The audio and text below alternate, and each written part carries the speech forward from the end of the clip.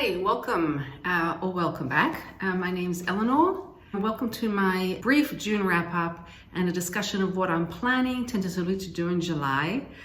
After a couple of months of being a booktuber, I realized I really love it. I came into Booktube trying to do prose. My main aim originally was to read more, to challenge myself to read more novels, more fiction. And here I am looking back at June, and I'm mostly all about the poetry. It looks like I read 10 poetry books in June, which is more, I think, than I read all year, all of last year, because I didn't really read books. I just read single poems in periodicals or journals. So that was personally unexpected. And because of this, I'm just going to continue doing what I love doing. So I hope that if you're here, you'll enjoy it as well.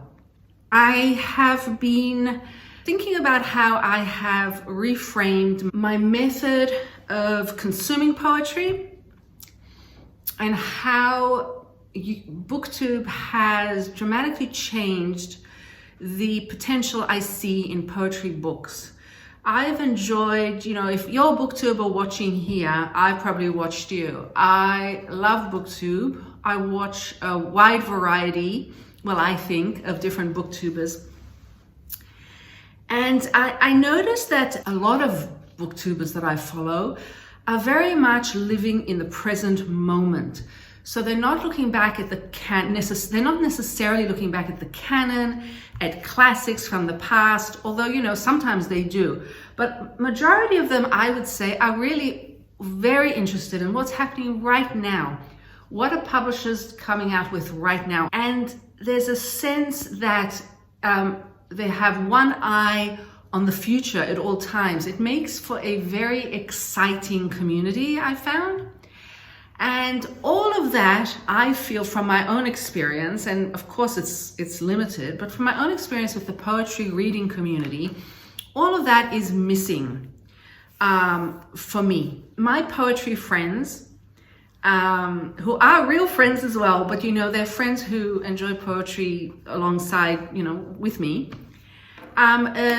Generally, we don't ever talk about books we've read. We talk about poets, and we talk about possibly a poem we might have read online, or possibly in a journal, although I stopped reading journals a while ago because I just didn't enjoy it.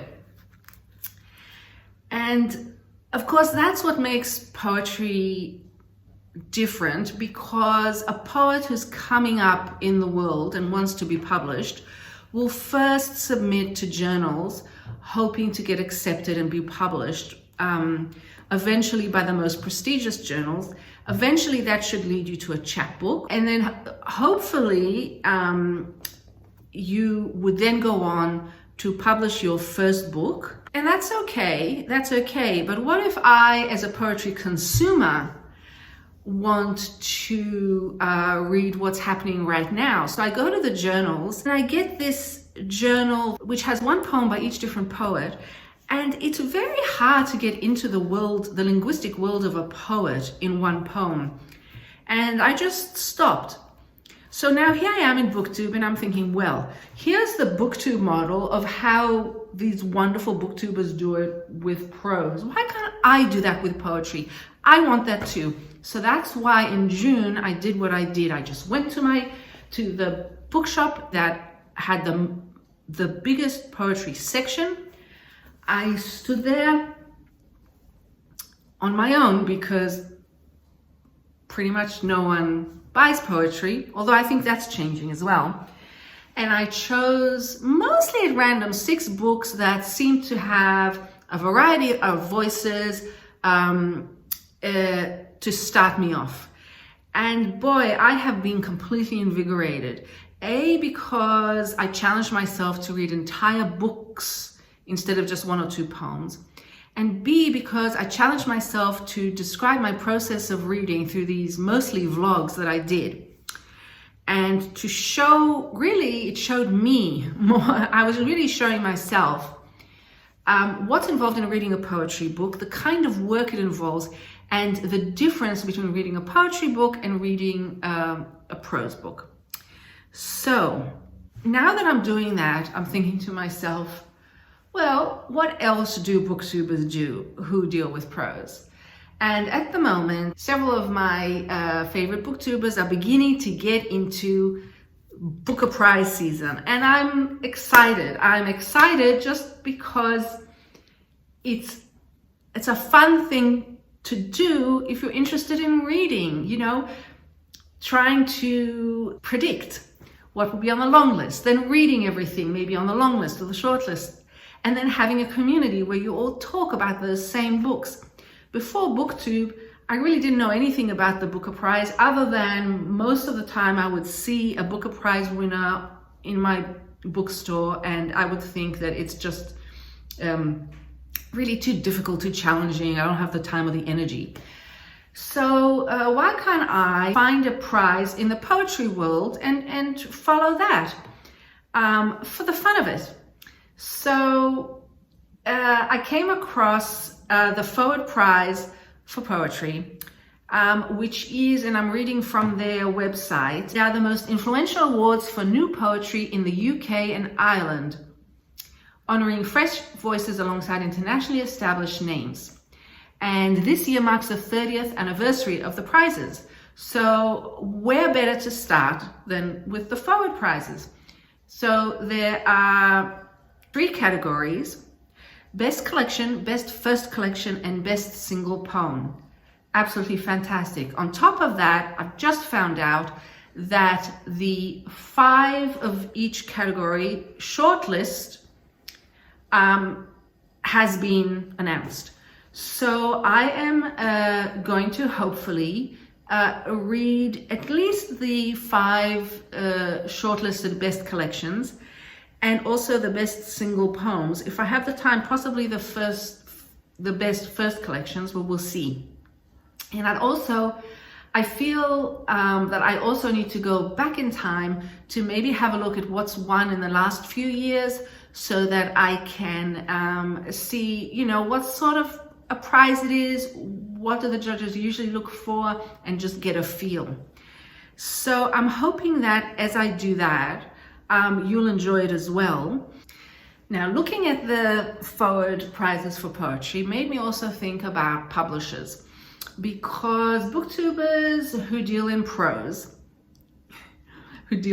like it's a drug, prose booktubers talk quite often about publishers. And for example, I only discovered Fitzcarraldo, the indie publisher, when I started watching YouTube.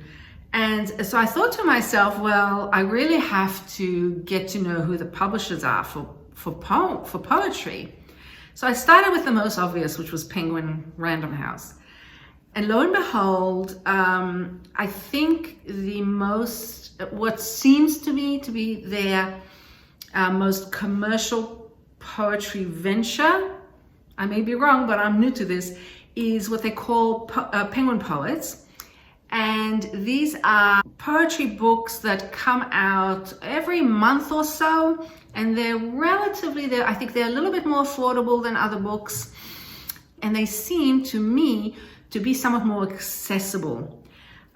So I thought, why don't I'll start with the big publisher and see what's happening there. So I have had a wonderful time looking at what Penguin Poets has come out with from the beginning of 2022 until now. And if I have the time, I would like to go back in time and read some of the books that have already come out with an eye on what's coming out right now, because I want to feel that I'm current with poetry. So I did see that on July 5th, which is in 4 days' time, Zina Hashem Beck is coming out with a book, I'm hoping I'm pronouncing that correctly. So I pre-ordered that on my Kobo, and I plan to discuss that as soon as possible. And then I've already bought several books from that came out the last few months. I think I'll definitely be talking about All the Flowers Kneeling by Paul Tran, The True Account of Myself as a Bird by Robert Wrigley, and possibly a few others. and I very much hope that you'll come along with me. It would mean a great deal to me. Yeah, so here I am in my poetry kitchen again, and I will see you for the next video. As long as you don't forget that the only property is the property of the mind. All the best to you from my house of possibility to yours.